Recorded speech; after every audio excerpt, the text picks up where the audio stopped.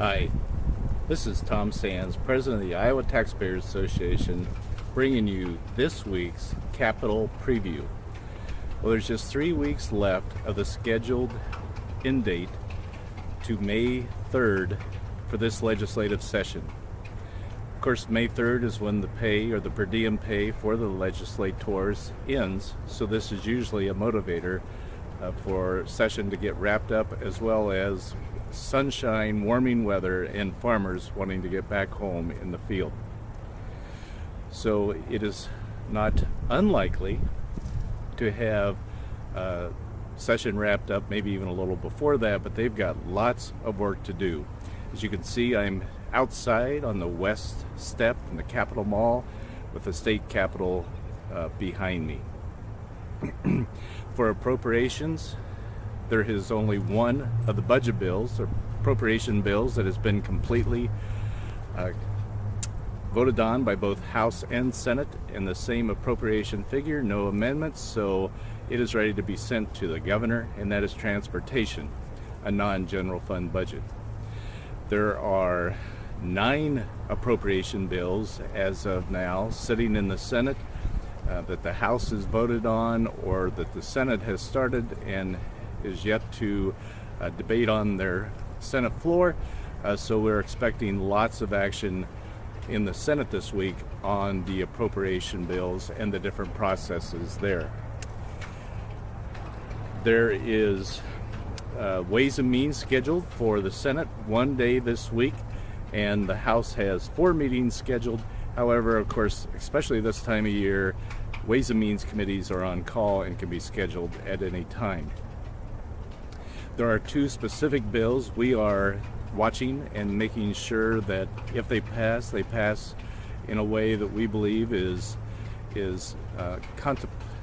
complementary to our ITA principles and policies.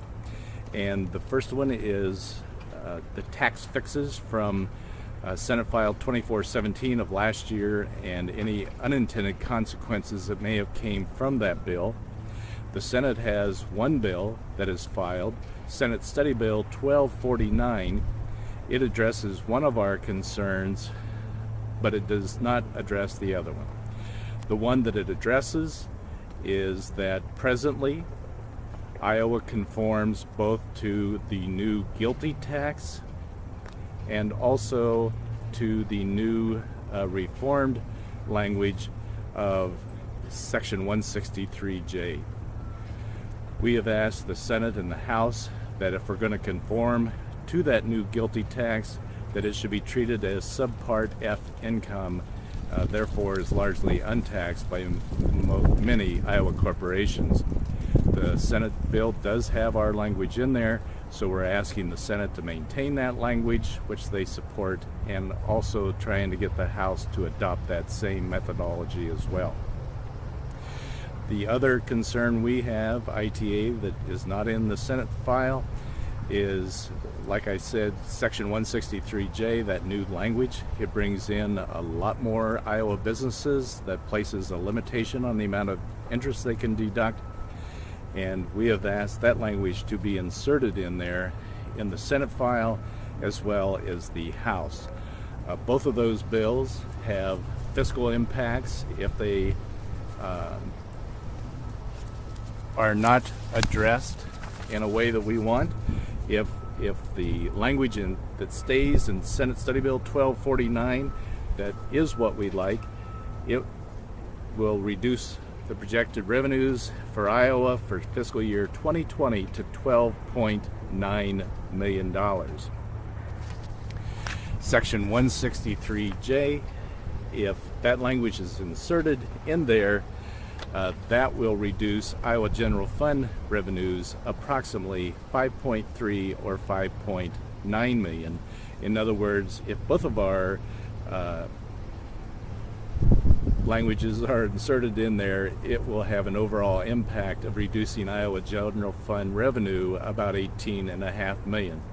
We are asking the legislature not to base their decision on that fiscal impact, because if present law is allowed, the other way to look at that is it would be a $18.5 million tax increase on many qualifying Iowa corporations and businesses across the state. Also, the largest percentage of impact on Section 163J is not on corporation or corporate filers, but on personal individual filers. Of course, most of that would be through the pass-throughs for small business. So while they seem to be receptive, they are at that time in session where they're trying to make their budgets balance and everything fit. We will keep you updated on that.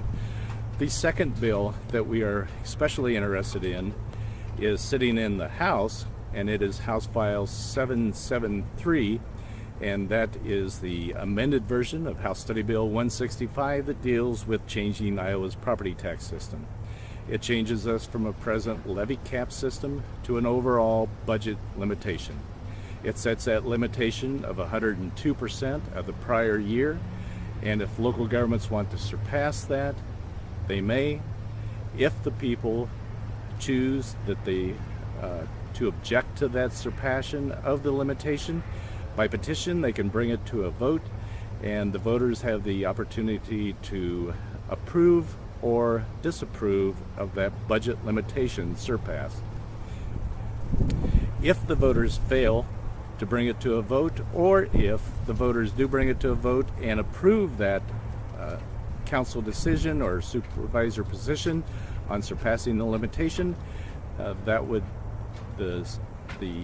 new budget would be approved, stand as approved, and it would become the base for the next following year.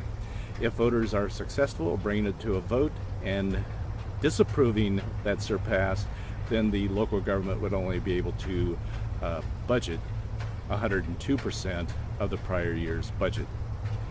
We believe this is a lot more transparent and truthful in budgeting, both for local governments as well as local taxpayers.